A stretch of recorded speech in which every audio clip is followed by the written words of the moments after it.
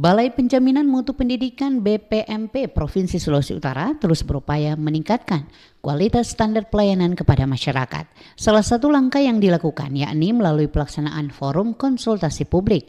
Kegiatan tersebut menghadirkan berbagai pemangku kepentingan dunia pendidikan, stakeholder terkait, perwakilan tokoh masyarakat, serta insan media. Forum ini menjadi ruang partisipatif bagi publik untuk memberikan masukan terhadap standar pelayanan yang disusun BPMP Sulawesi Utara. Hadir sebagai narasumber Kepala Keasistenan Pencegahan Maladministrasi Ombudsman Perwakilan Sulawesi Utara Nancy Tindige. Menurut Tindige, bahwa standar pelayanan publik telah diatur dalam Undang-Undang Nomor 25 Tahun 2009 tentang pelayanan publik. Forum konsultasi publik ini merupakan wadah terbuka bagi masyarakat dan stakeholder untuk menyampaikan masukan terhadap standar pelayanan yang ada.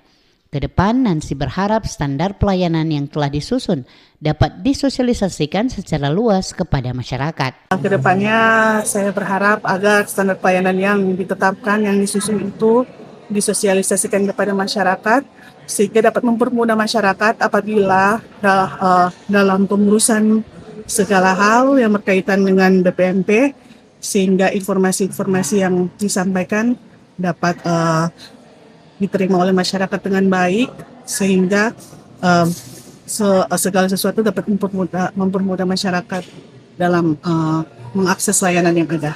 Sementara itu, Widya Prada, ahli media BPMP Sulawesi Utara Hafni Timpalen menyampaikan bahwa tujuan utama kegiatan ini adalah memberikan penjelasan kepada publik mengenai standar pelayanan BPMP sekaligus menjaring masukan untuk penyempurnaan ke depan.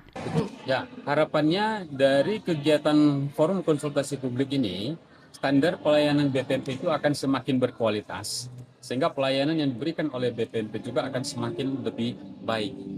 Melalui kegiatan ini, standar pelayanan BPMP Sulawesi Utara agar dapat semakin optimal dalam memenuhi kebutuhan dan harapan masyarakat. Diana Masih melaporkan.